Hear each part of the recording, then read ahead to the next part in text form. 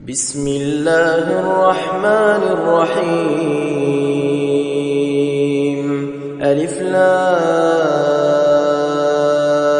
را، تلك آيات الكتاب المبين.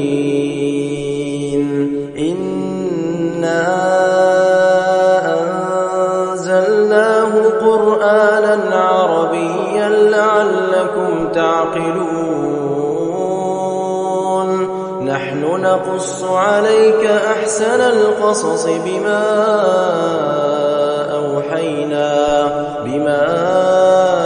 أوحينا إليك هذا القرآن، وإن كنت من قبله لمن الغافلين. إذ قال يوسف لأبيه يا أبت إني رأيت 11 كوكبا والشمس والقمر رأيتهم لي ساجدين. قال يا بني لا تقصص رؤياك على إخوتك فيكيدوا لك كيدا، إن الشيطان للإنسان عدو مبين. وكذلك يجتبيك ربك ويعلمك من تأويل الأحاديث ويتم نعمته عليك وعلى آل يعقوب كما أتمها على أبويك من قبل إبراهيم وإسحاق إن ربك عليم حكيم. لقد كان في يوسف وإخوته آيات للسائلين، إذ قالوا ليوسف وأخوه أحب إلى أبينا منا ونحن عصبة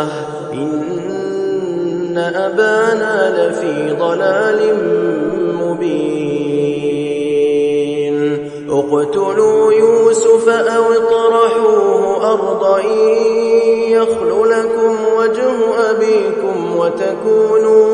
وتكونوا من بعده قوما صالحين. قال قائل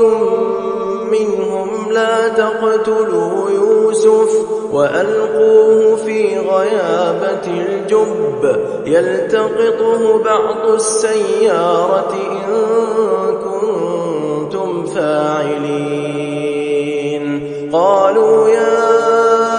أبانا ما لك لا تأمنا على يوسف وإنا له لناصحون. أرسله معنا غدا يرتع ويلعب وإنا له لحافظون. قال إني ليحزنني أن تذهبوا به وأخاف أن يأكله الذئب وأنتم عنه غافلون. قالوا لئن أكله الذئب ونحن عصبة إنا إذا لخاسرون. فلما ذهبوا به وأجمعوا أن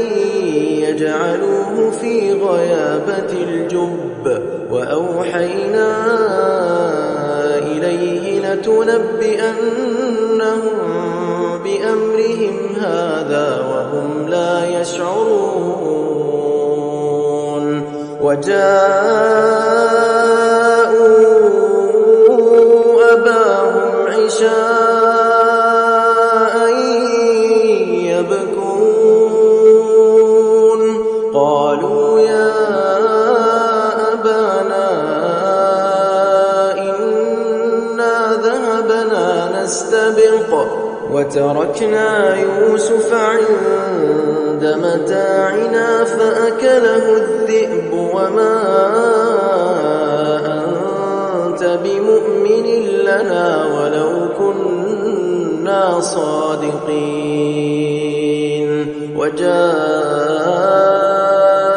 على قميصه بدم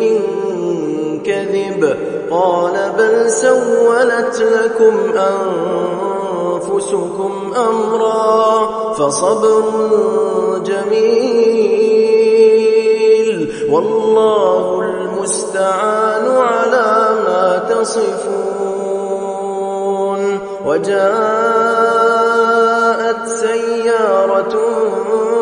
فأرسلوا واردهم فأدلى دلوه قال يا بشرى هذا غلام وأسروه بضاعة والله عليم بما يعملون وشروه بثمن بخس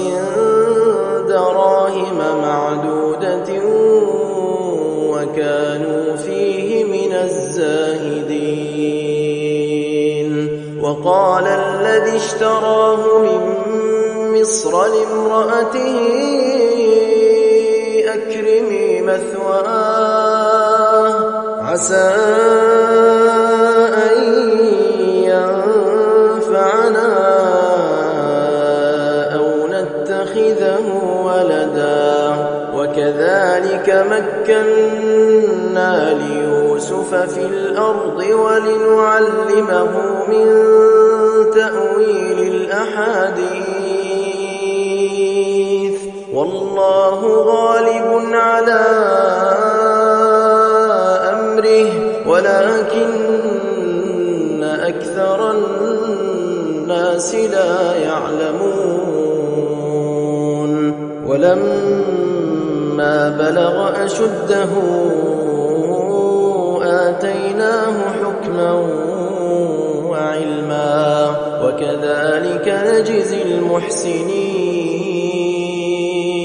وراودته التي هو في بيتها عن نفسه وغلقت الأبواب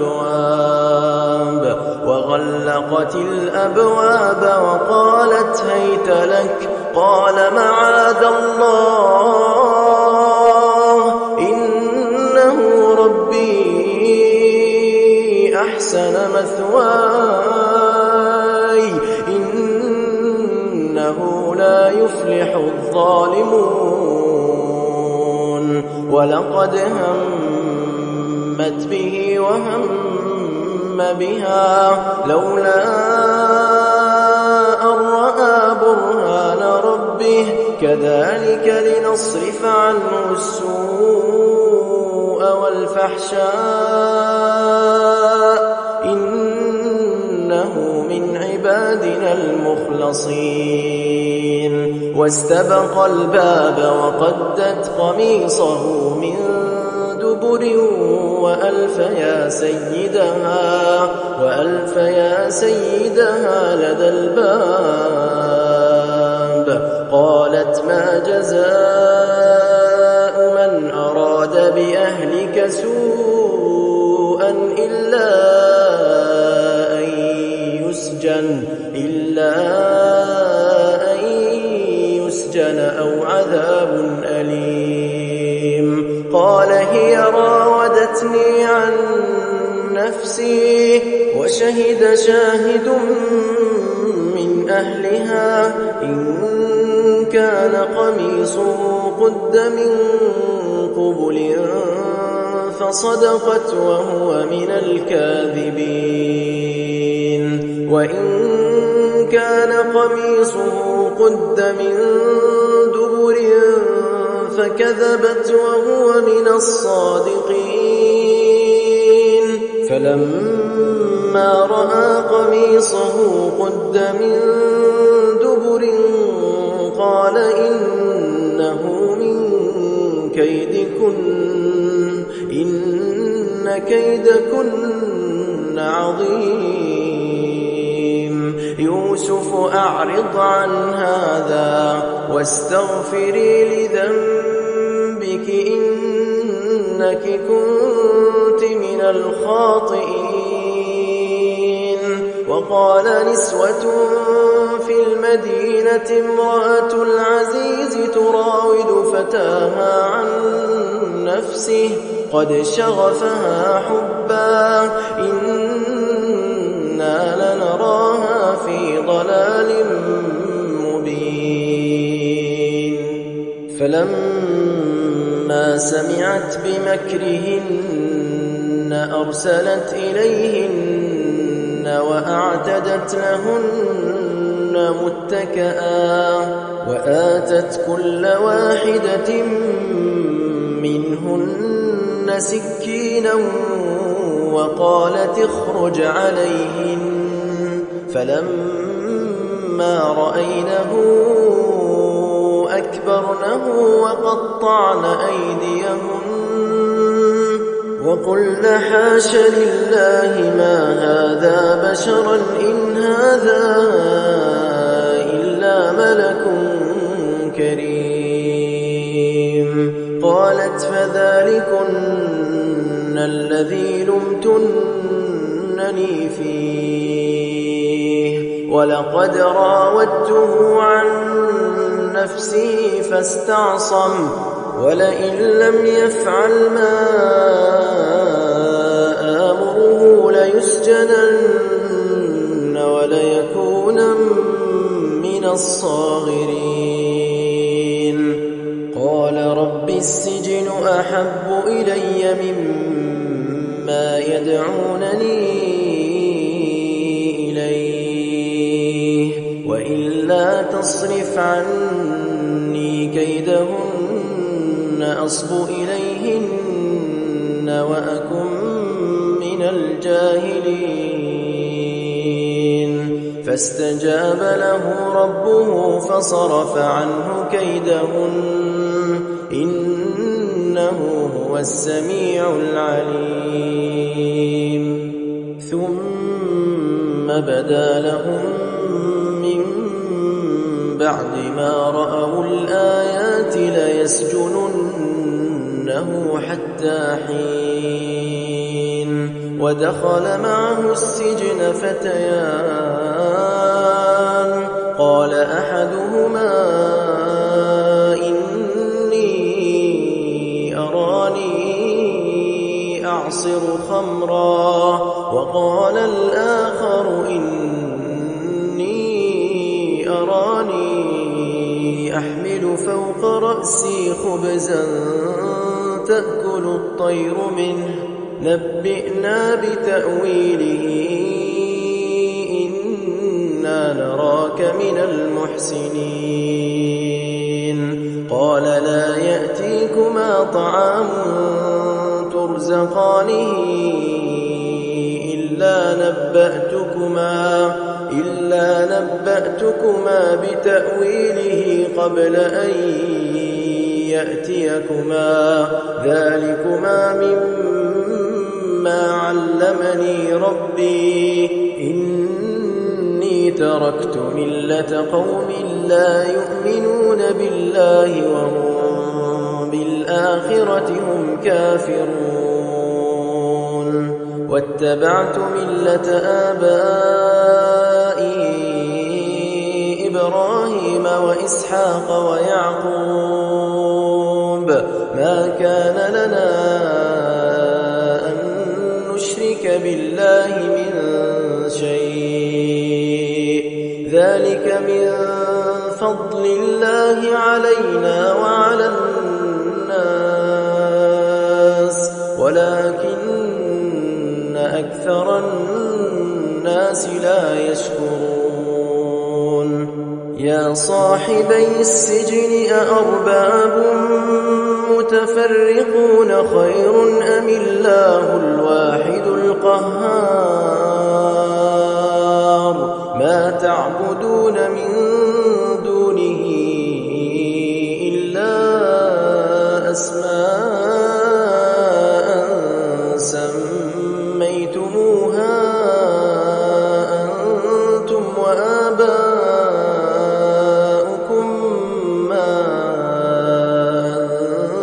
أنزل الله بها من سلطان إن الحكم إلا لله أمر أن لا تعبدوا إلا إياه ذلك الدين القيم ولكن أكثر الناس لا يعلمون يا صاحبي السجن أما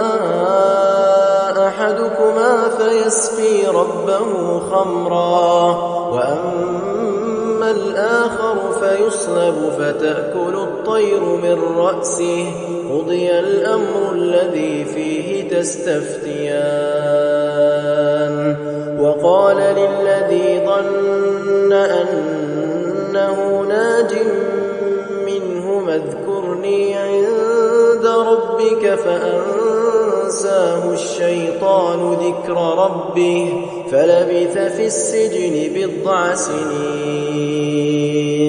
وقال الملك إني أرى 7 بقرات سمان يأكلهن 7 عجاف و7 سنبلات خضر وأخر يابسات يا أيها الملأ أفتوني في رؤياي إن كنتم للرؤيا تعبرون قالوا أضغاث أحلام وما نحن بتأويل الأحلام بعالمين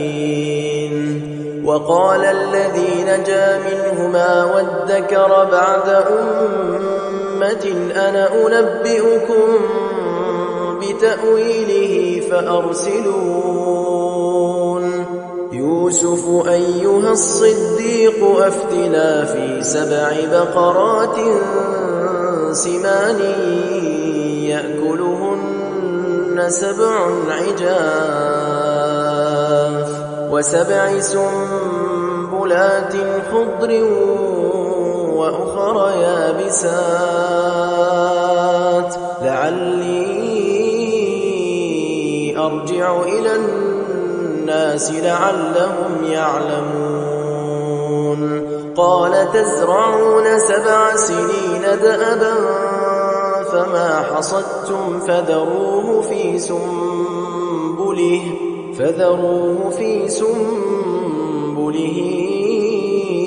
إلا قليلا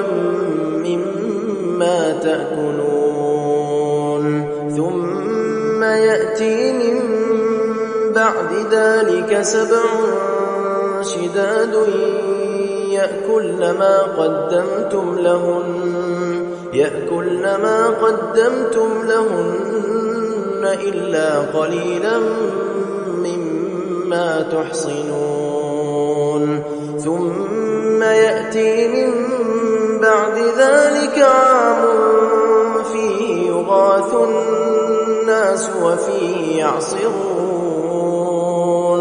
وقال الملك ائتوني به فلما جاءه الرسول قال ارجع إلى ربك فاسأله ما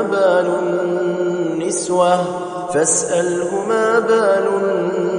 النسوة اللاتي قطعن أيديهن إن ربي بكيدهن عليم قال ما خطبكن إذ راوتن يوسف عن نفسه قلن حاش لله ما علمنا عليه من سوء قالت امرأة العزيز الآن حصحص الحق أنا راودته عن نفسه وإنه لمن الصادقين ذلك ليعلم أني لم أخنه بالغيب وأن الله لا يهدي كيد الخائنين وما أبرئ نفسي إن النفس لأمارة بالسوء إلا ما رحم ربي إن ربي غفور رحيم. وقال الملك ائتوني به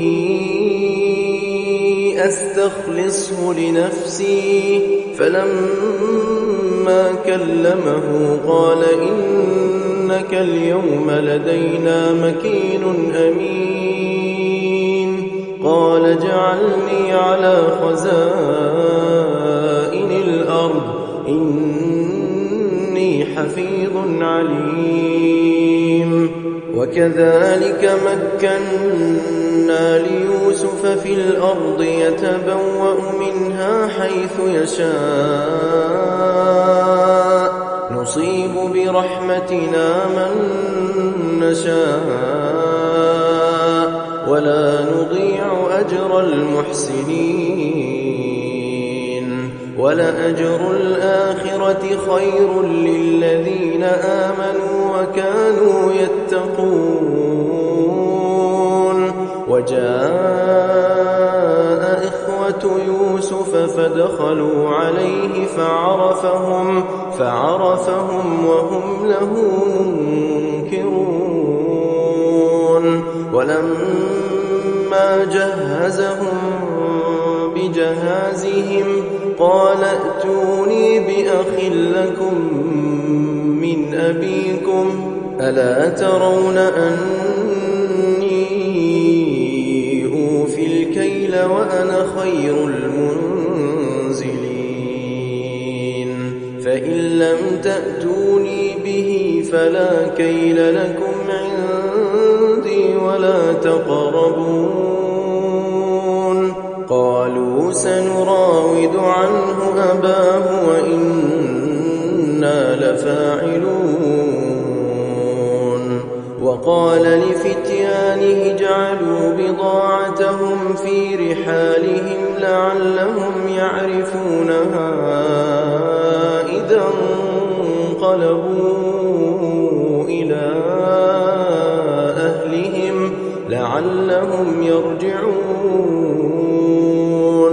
فلما رجعوا إلى أبيهم قالوا يا أبانا منع منا الكيل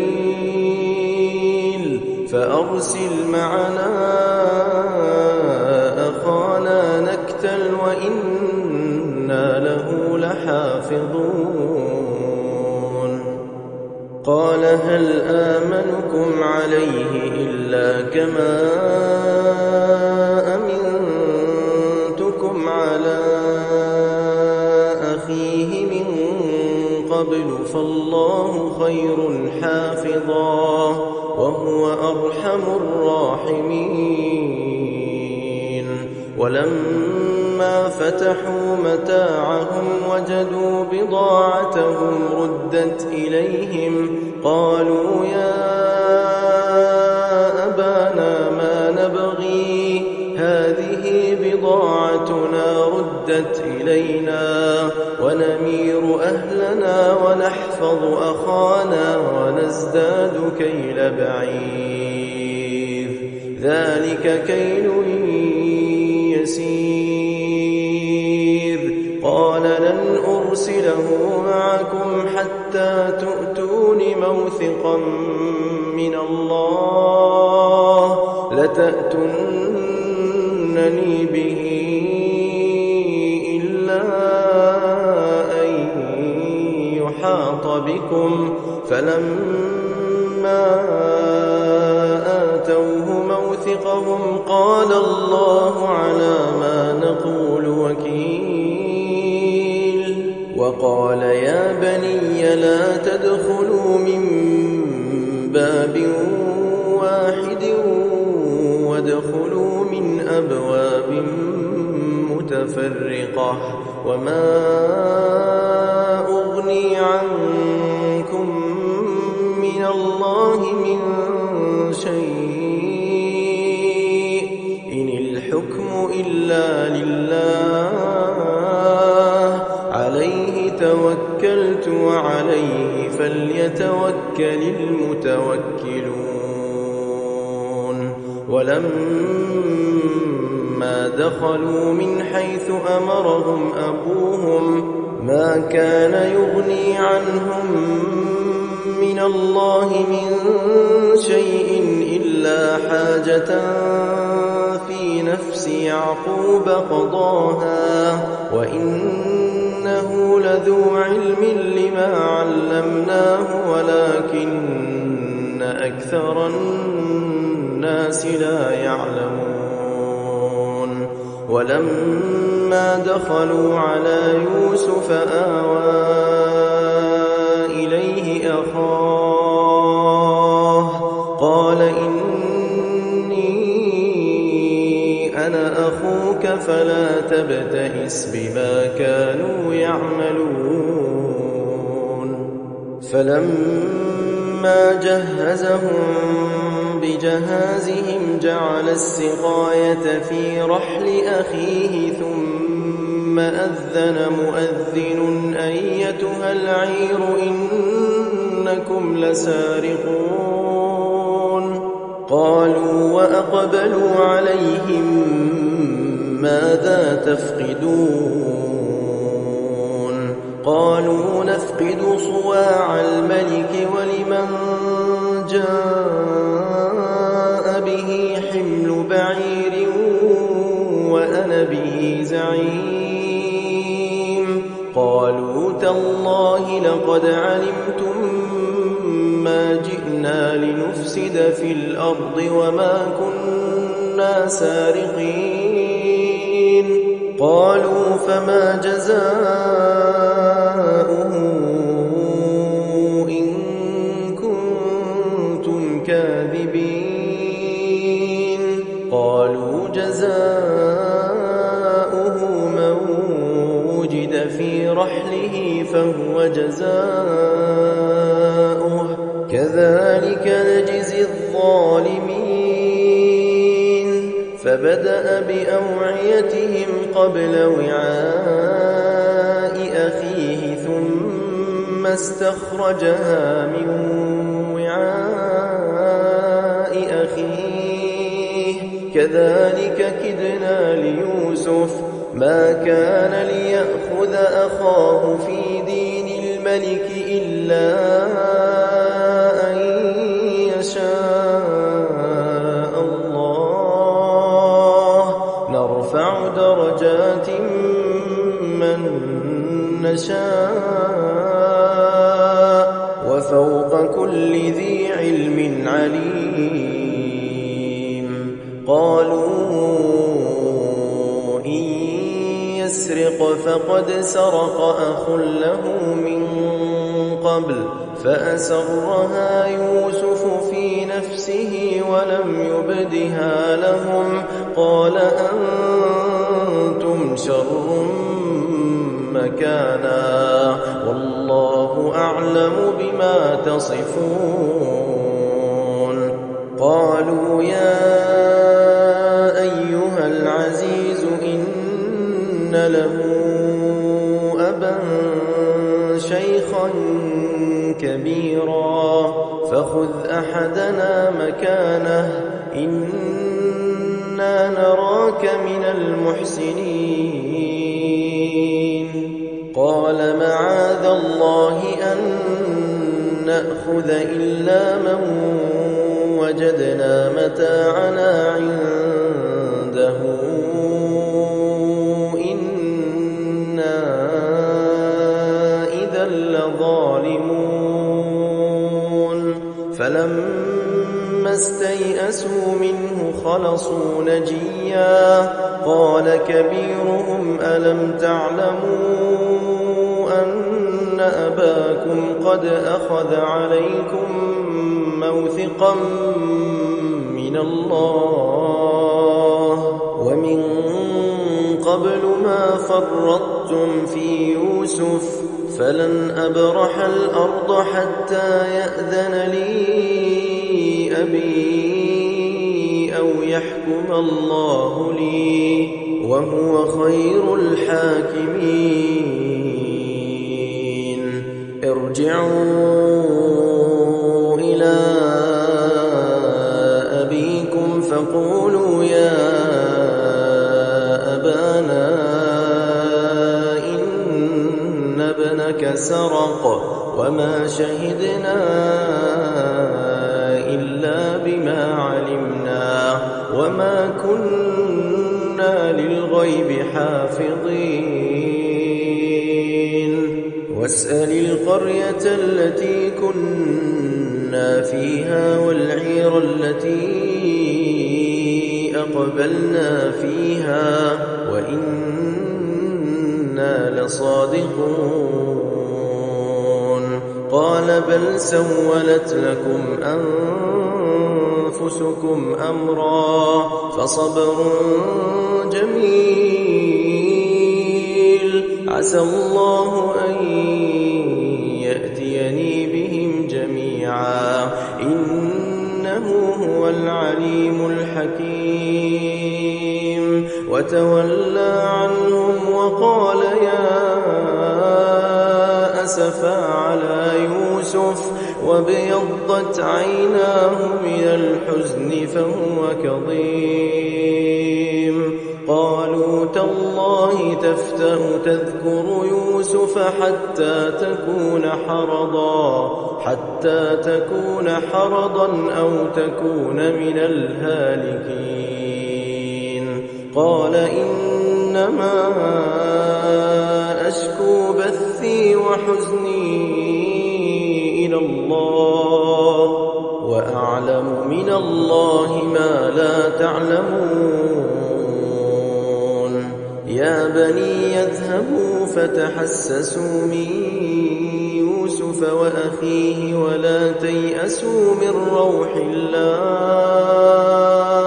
إنه لا ييأس من روح الله إلا القوم الكافرون. فلما دخلوا عليه قالوا يا أيها العزيز مسنا وأهلنا الضر وجئنا ببضاعة مزجاة فأوف لنا الكيل وتصدق علينا إن الله يجزي المتصدقين. قال هل علمتم ما فعلتم بيوسف وأخيه إذ أنتم جاهلون؟ قالوا أئنك لأنت يوسف؟ قال أنا يوسف وهذا أخي قد من الله علينا إنه من يتق ويصبر فإن الله لا يضيع أجر المحسنين. قالوا تالله لقد آثرك الله علينا وإن كنا لخاطئين. قال لا تثريب عليكم اليوم يغفر الله لكم وهو أرحم الراحمين.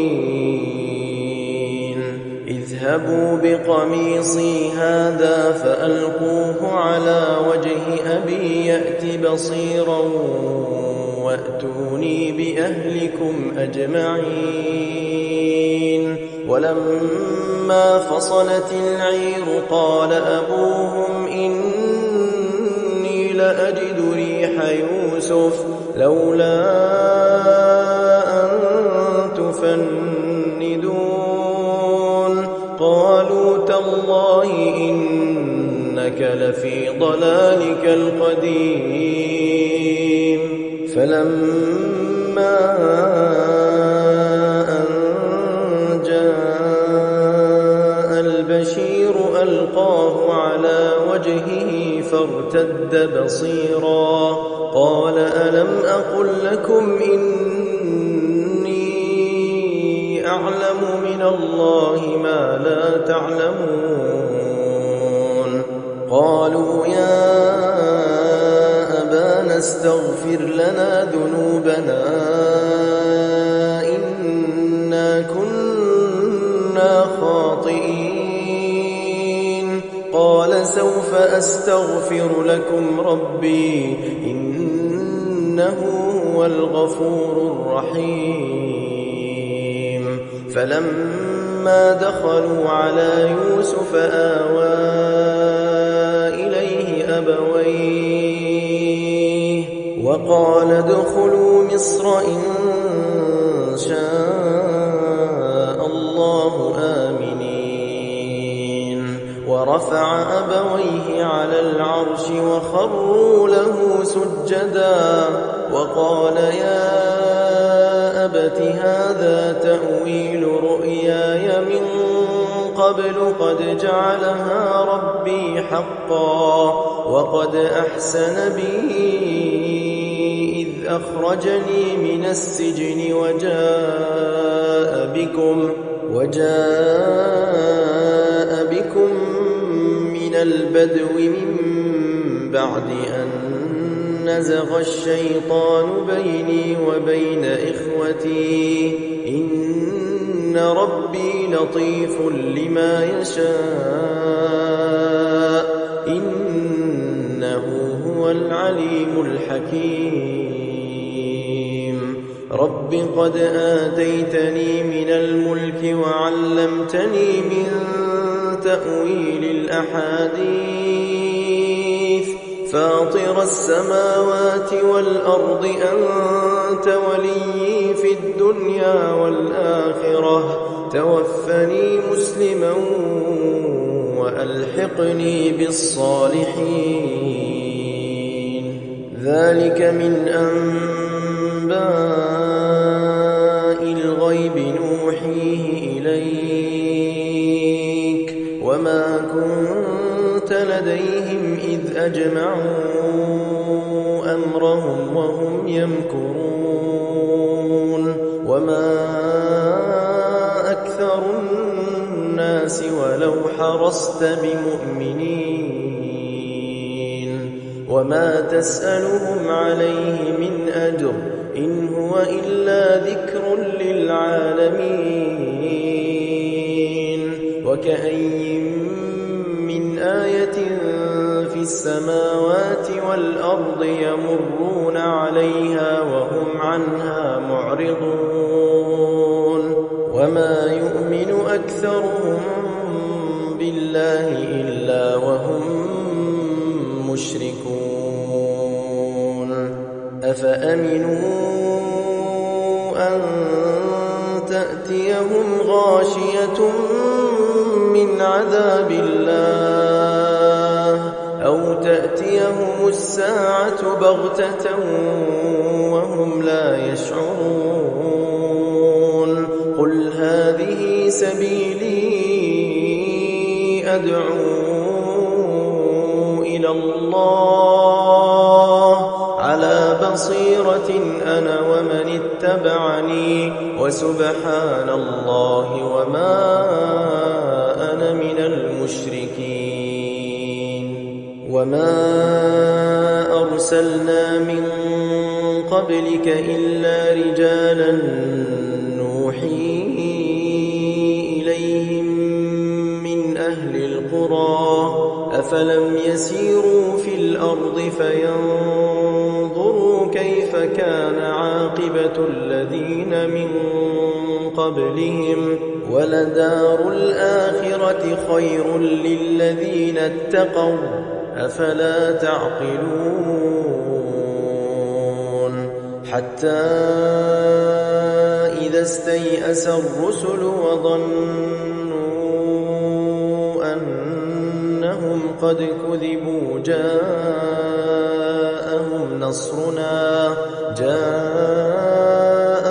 نصرنا فنجي من نشاء ولا يرد بأسنا عن القوم المجرمين